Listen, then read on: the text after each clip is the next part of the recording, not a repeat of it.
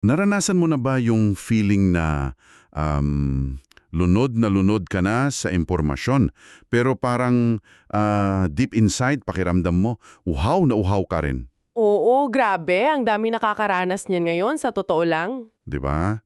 Kasi isipin mo, sa panahon natin ngayon, isang tap lang sa smartphone mo, nandyan na yung libo-libong mga libro, mga online resources at theological lectures. Literally, nasa bulsa mo na ang pinagsama-samang karunungan tungkol sa espiritualidad. Tama ka dyan. Parang kabisado na natin lahat ng teorya. Alam mo yon? Ayun nga eh, kabisado na natin ang mga quotes.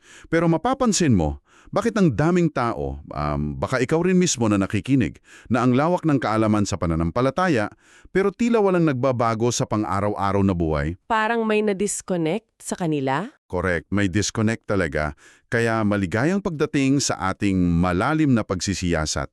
Para sa paghihimay natin ngayon, pinagsama-sama natin ang mga notes at malalalim na research tungkol sa tunay na pag-asa sa Diyos at ang madalas nating mamaling pag-intindi sa panalangin. At napakabigat na konsepto nito para pag-usapan. Sobra.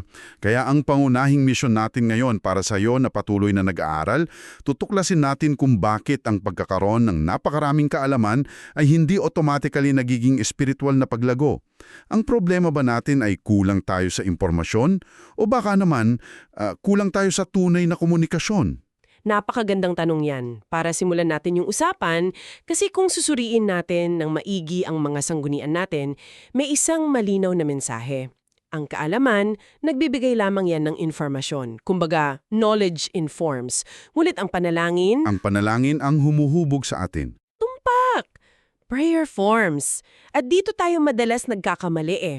Sa isang mundong obsessed sa hustle culture, sa bilis, at pagiging produktibo araw-araw, madalas nating ituring ang panalangin bilang isang maliit na ritual lamang. Parang pampalubag-lubog lang, di ba? Oo, parang ganon. Isang mabilis na, Lord, i-bless mo ang araw na ito, tapos sasabak na tayo sa totoong trabaho natin. Pero ipinapakita ng mga notes natin na kailangan nating baliktarin yan. Paano kung ang pananalangin ay hindi lang preparation bago ka kumilos? Paano kung ito yung mismong pangunahing gawain? Ayun, doon nililinaw ang mga motibo natin, doon tayo nire-recalibrate, at doon tayo kumukuha ng tunay na lakas. Okay, himayin natin ito. Bago natin subukang ayusin yung daily habit natin sa pananalangin, kailangan muna nating intindihin kung bakit tila hindi ito gumagana sa buhay ng maraming tao ngayon. At madalas, naguugat yan sa maling akala natin. Totoo yan. Isipin mo ito, parang kang nagbabasa ng manual ng isang napakakomplikadong makina. Binasa mo ng paulit-ulit, kabisado mo na bawat pahina at piyesa. Alam mo kung paano siya dapat umandar. Pero nagtataka ka kung bakit hindi gumagana yung makina. 'Di ba? Dahil hindi mo naman isinaksak sa kuryente. Yung manual, yan yung theology natin, yung kaalaman natin. Pero yung pagsaksak sa kuryente, yan yung panalangin. Napakagandang analohiya niyan. Pero ito ang gusto kong itanong sa'yo. Bakit ba madalas nating ituring ang panalangin bilang isang paraan ng panghihikayat o persuasion? Alam mo yun, parang nakikipagnegosasyon tayo sa Diyos. Yung parang nagiging transactional na siya? Oo, yung sasabihin natin na, Panginoon, kapag binigay mo sa akin itong promotion na to, promise, maglilingkod na ako at hindi na ako magmumura sa traffic. Bakit ganito ang default setting natin? Ang nakakabilib dito ay ang katotohanan, ang tendensyang iyan ay nakaugat pa sa pinakasimula ng kasaysayan ng tao. Ang orihinal na disenyo ng pananalangin sa Biblia ay hindi para kumbinsingin ang Diyos na i-approve ang mga personal na business plans natin. So, hindi pala siya tungkol sa pagkuha ng gusto natin. Hindi talaga. Ito ay para makipag-ugnayan sa Kanya at iyayon ang ating puso sa Kanyang kalooban. Tingnan natin ang sinasabi sa Aklat ng Santiago, Kabanata 1, Talata 5. Sinasabi roon na kung sino man ang kulang sa karunungan, humingi siya sa Diyos. Okay, humingi ng karunungan. Ngayon, pag-isipan natin ang mekanismo niyan. Yung mismong paghingi mo pa lang ng tulong, pag-amin na yun ng mga limitasyon mo. Inaamin mo na, Lord, hanggang dito lang ang kaya ng utak ko. Wow! So hindi siya parang online app na nag-a-add to cart tayo ng blessings? Correct. Ito ay isang pagpapakita ng ating pag-asa o dependence sa Kanya. Kapag binalikan natin ang kwento ng pagbagsak ng tao sa Genesis, ano ba ang pinakaugat ng kasalanan doon? Yung pag-aakala ba ng tao na kaya niyang maging Diyos ng sarili niya? Ayun, mismong yun, na kaya niyang mabuhay ng malaya mula sa patnubay ng lumikha sa Kanya. Kapag inaakala natin na kaya natin ang lahat dahil marami tayong alam, diyan nag-uumpisa ang kalituhan at frustration natin, lalo na sa panalangin. Aaminin ko, medyo sapul ako roon. Lalo na sa culture natin ngayon na ang laging sinasabi ay you are enough, trust yourself, manifest your own destiny. Oo, uso talaga ngayon yan. 'Di ba? Tapos biglang sasabihin dito na the core of prayer is admitting you are not enough. Ang hirap lunukin nun para sa ego natin eh. Mahirap talaga. Kaya siguro madalas, ang dasal natin ay parang listahan na lang ng mga gusto nating mangyari. Tapos kapag hindi nasunod ang timeline natin, nagtatampo tayo. Dito na magiging sobrang kawili-wili ang usapan. Dahil mayong na-deconstruct na natin yung maling akala na hindi pala magic wand ang panalangin, paano ba talaga natin ito dapat gamitin? Ang mga source materials natin ay nagbibigay ng pinakamagandang halimbawa para dyan. Walang iba kundi si Jesus Kristo mismo. Oo nga. Kung titingnan natin sa Lucas Kabanata 5, talata 16, makikita natin na kahit siya na ang anak ng Diyos, kahit na pinagkakaguluhan siya ng libo-libong tao na humihingi ng tulong at himala, madalas siyang umiiwas. Lumalayo siya sa mga tao para manalangin ng mag-isa sa ilang. Isipin mo yun. Kung siya nga na anak ng Diyos ay kailangan i-plug ang sarili niya sa kuryente, paano pa kaya tayo na madaling madrain?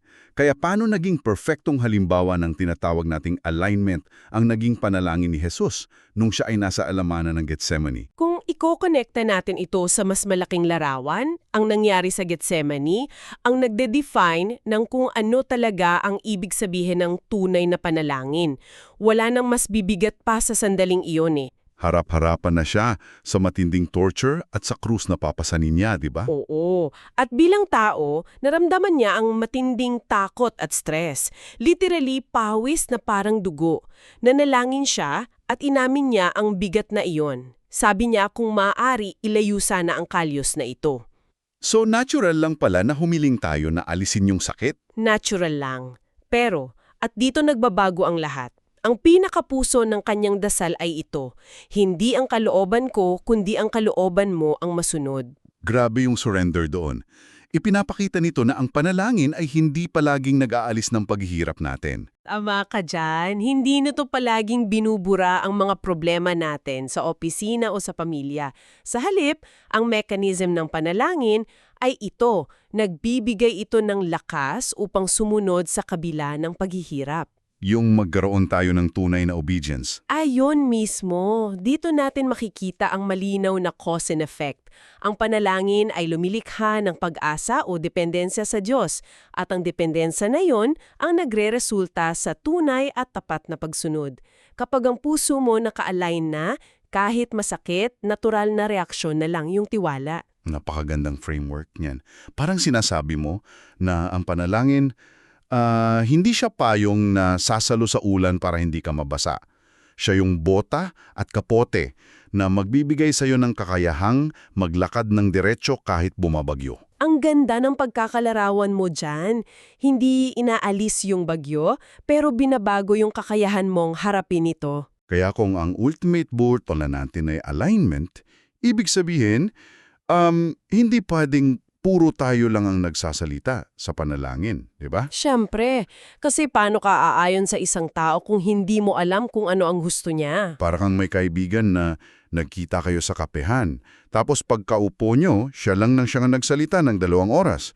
Ikinuwento niya lahat ng problema niya, tapos pagkatapos, biglang magpapaalam na siya. Nakakapagod at nakakaubos ang ganoong klaseng relasyon eh. Di ba?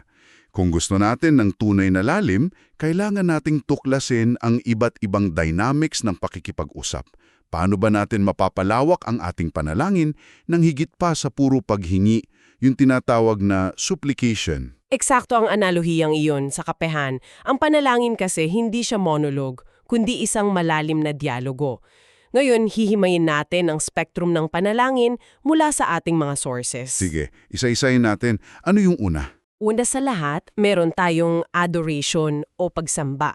Makikita natin ito sa awit kabanatang 145, talata 3. Ito ay ang simpleng pagkilala kung sino ang Diyos. So, hindi ito dahil sa kung ano ang kaya niyang ibigay sa atin. Hindi, kundi dahil sa kanyang mismong kadakilaan. At bakit ito mahalaga psychologically at spiritually? Dahil ang pagsamba ay nagbabago ng ating pananaw. Inililipat nito ang ating atensyon mula sa sariling mga problema patungo sa kapangyarihan ng Diyos. Nakikita ko yung effect niyan. Kapag puro sarili mo lang ang tinitingnan mo, parang ang laki-laki ng problema mo. Biglang lumiliit ang alalahanin mo pag nag-adoration ka. Totoo yan. At wait, kapag lumiit yung ego mo, parang mas madali mo na ngayong makita yung mga dumi at pagkakamali mo, tama ba? Which logically brings us to the next point. Tumpak! Pangsusunod na hakbang sa spectrum ay ang confession o paghahayag ng kasalanan. Isang magandang halimbawa nito ay ang awit 51, ang panalangin ni Haring David pagtatapos niyang magkasala ng matindi. Ito yung pagiging tapat at mapagpakumbaba natin? Oo, dito natin inaamin na tayo ay sablay at hindi natin kaya sa sarili nating lakas. At hindi ito tungkol sa pagpaparamdam sa atin na tayo ay walang kwenta ha. Tungkol ito sa transparency. Para hindi nagiging pabigat sa kaluluwa yung mga itinatago nating mali. Ayun, ang confession ay ang pag-alis ng pabigat na iyon. Pagkatapos nito, papasok na ang thanksgiving o pasasalamat. Sinasabi sa unang Tesalonika, Kabanata 5, na magpasalamat sa lahat ng pagkakataon. Paano ba ito nakakatulong bukod sa pagiging polite sa Diyos? Ang Diyos sa nakaraan mo, binibigyan ka nito ng tapang para harapin ang bukas. Nilalabanan pala ng Thanksgiving ang anxiety natin? Correct? Wow, okay. So, adoration shrinks the ego. Confession clears the conscience. Thanksgiving kills anxiety. Paano naman yung pang-apat? Yung palagi nating naririnig sa simbahan? Ang pang-apat ay ang intercession o ang pananalangin para sa iba. Isipin mo ang halimbawa ni Moises para sa mga Israelita noong gumawa sila ng gintong baka. May karapatan sana si Moises na magalit at iwanan sila eh. Di ba? Pero humarap siya sa Diyos para ipaglaban at idasal ang kanyang mga kababayan. Bakit natin ito kailangang gawin? Dahil psychologically, nilalawak nito ang ating puso. So kapag ipinagdasal ko pala yung isang taong nakakainis sa opisina, mababago pananaw ko sa kanya. Oo, it breaks us out of our selfish bubbles. Mahirap kamuhiyan ang isang taong time team mo pinanalangin gabi-gabi. Rewiring ng empathy natin yan. Totoo yan. You can't stay mad at someone you're genuinely lifting up to God. Pero teka, nakuha ko na yung 4. May isa pa, di ba?